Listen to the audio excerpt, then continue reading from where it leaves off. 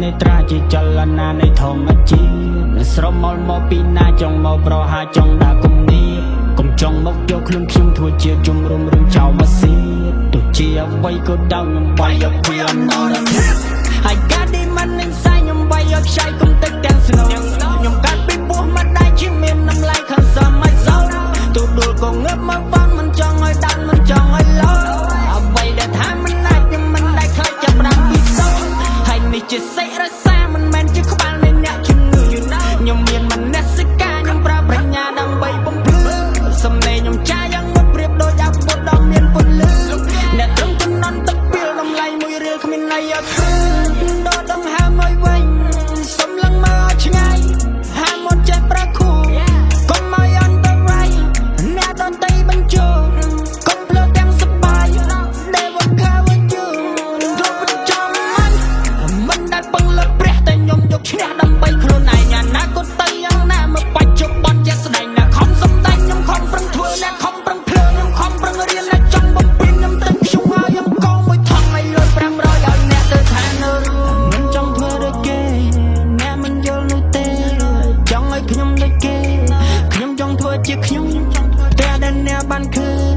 ចេញពីថ្មមួយដុំឃើញភ្លាមពីនៃឆាយខ្ញុំសុំប្រាប់ថាគាត់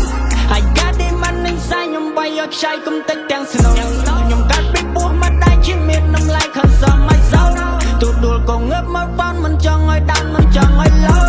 អ្វីដែលថាមិនអាចខ្ញុំមិនដែលខ្លាចចាប់ដាក់ពីសោ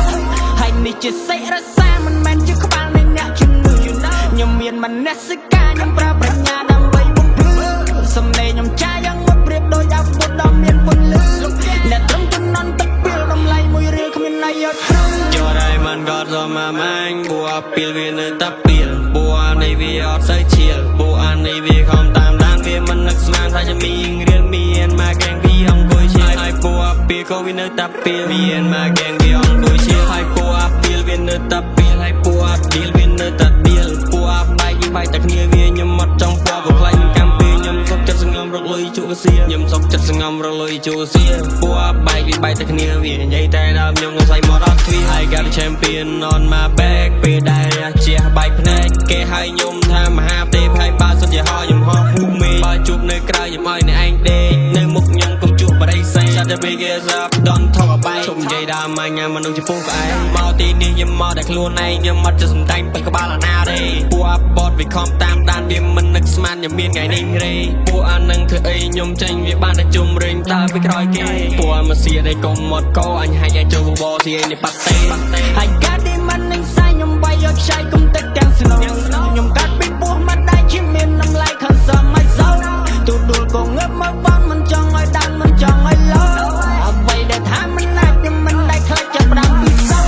ហើយនេះជាសេចរសាមិនមែនជាក្បាលនៃអ្នកជំងឺខ្ញុំមានមនសិការខ្ញុំប្រើប្រាជ្ញាដើម្បីបំភ្លឺសំឡេងខ្ញុំចាស់យ៉ាងមុតប្រៀបដូចអាវុធដ៏មានពន្លឺអ្នកត្រង់ចំណន់ទឹកពីលតម្លៃមួយរៀលគ្មានន័យអត់ព្រឺ